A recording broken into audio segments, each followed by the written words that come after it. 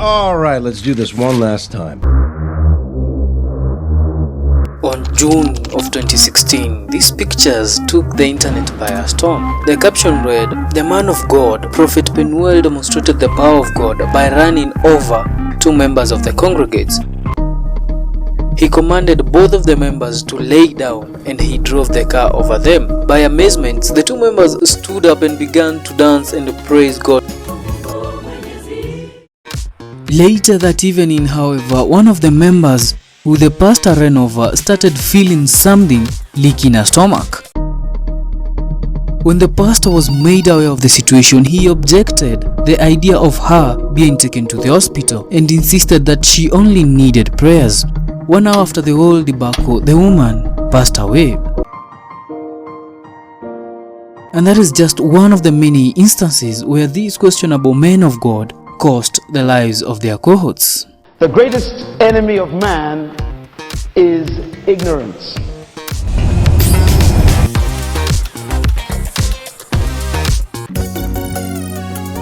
In Chadiza, Zambia, there is a church called the Zion, a church led by a 22-year-old pastor called James Sakara. In August of 2021, James was convinced he could do what Jesus did, resurrect from the dead. And although most of his members were reluctant to the idea, James managed to talk to 3 of his church members to assist him to dig his own grave, literally.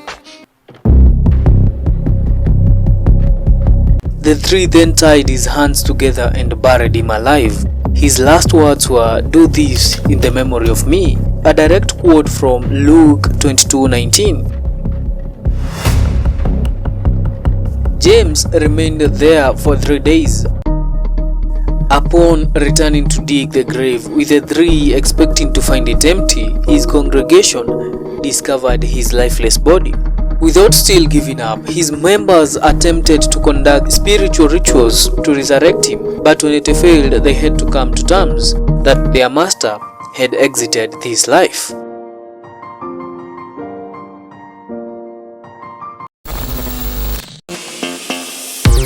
Unlike here where the pastor's ignorance caused his own death, in this next story, the pastor's idiocy and lunacy caused a member's death. Pastor Ledhobo of the Mount Zion General Assembly in South Africa was preaching about faith and that you could do anything with it. To demonstrate his teachings, Ledhobo had one woman from choir lay down on her back and he placed a giant speaker on her chest. The pastor then went on to sit on it. The pastor went on to read Bible for 5 minutes while still sitting on the speaker that was placed on the woman's chest. Of course, with a 90 kg speaker on your chest and a 60 kg man sitting on it, no amount of faith would relieve you from the pain and the damage. The weight crushed the young lady and she fainted from loss of air. On being rushed to the hospital, she was pronounced dead from a pierced lung and a broken rib. You would think the news of her demise would make the pastor guilty and remorseful. It's quite the opposite. According to the pastor, he said, the cause of her death is because she had little faith. She could not handle a very simple task. Back in 2016, in Nakuru, Kenya, at around 7:30 p.m., a class 7 girl was seated in her brother's house when members of the Rohomowar church knocked on the door. When she opened the door, the members entered the house and without saying anything, they wrapped her head in a piece of cloth and said they would pray to exorcise evil spirits in her body. To begin with, the girl was not even a member of that church. The members went ahead and poured paraffin on her face before lighting her with a candle.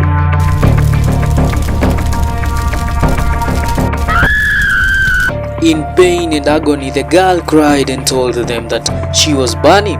The members, however, were unmoved and argued that the pain was because the demons were being burnt from her body.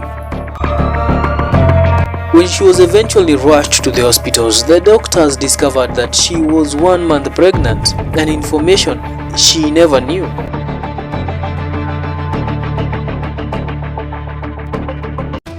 According to the teenager, the man responsible for her pregnancy was part of the members who touched her face. And that's not the only time church members became nefarious. And although in this one there were no reported fatality cases, these other stories have surely killed people.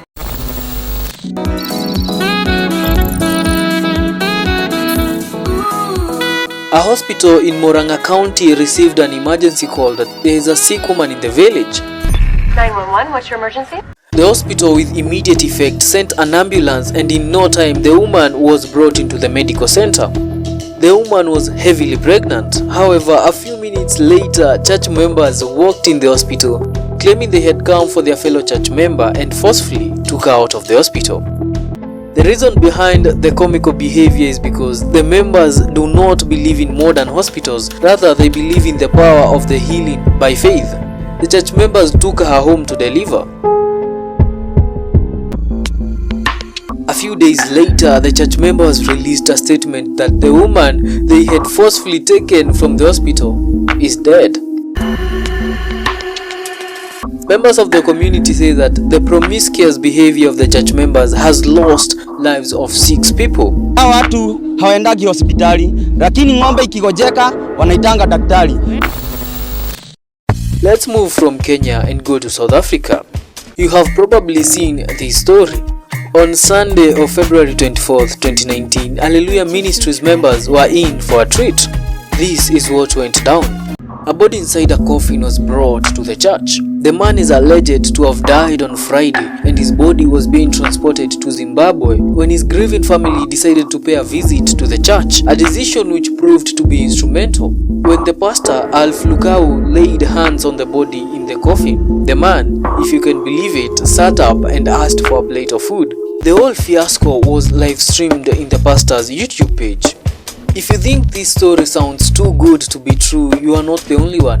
Hallelujah Ministries later released a statement saying that Elliot, the man who was resurrected, was already breathing when he got to the church, and the pastor had in fact finished what God had started.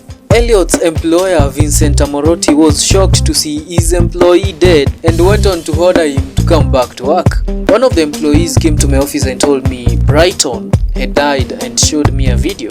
I was shocked when I saw him lying in a coffin with his mouth wide open. It was really a big joke. Elliot's wife was also surprised by the news. At the heat of the scandal, Elliot fled from South Africa to his home country Zimbabwe, where he was admitted at the hospital because of severe pneumonia. However, almost a week after the whole fiasco, on April 3rd, Elliot died for real. The cause of his death was pneumonia. He was a very nice guy, and he came here about 6 months ago. In the early 2010s, when there were a lot of HIV stigma and misinformation, rock pastors knew they had hit a jackpot. When Margaret and 4 other women were diagnosed with the virus, they decided to seek refuge in the church. They found one church which they paid a sum of 3,400 Kenya shillings to attend a healing prayer service. The pastor then seized her drugs and those of 4 others and set them ablaze. The group was then asked to undergo a test at a certain clinic in Nairobi, where they were all declared cured. However, the joy was short-lived because only 2 weeks after quitting drugs, Margaret started falling sick.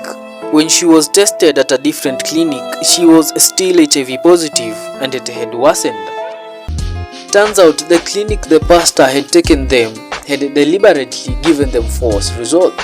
Within a month, the 4 women she had joined with had all died. The greatest enemy of man is not Satan. The greatest enemy of man is ignorance. Ignorance. There was an idea to bring together a group of remarkable people to see if we could become something more.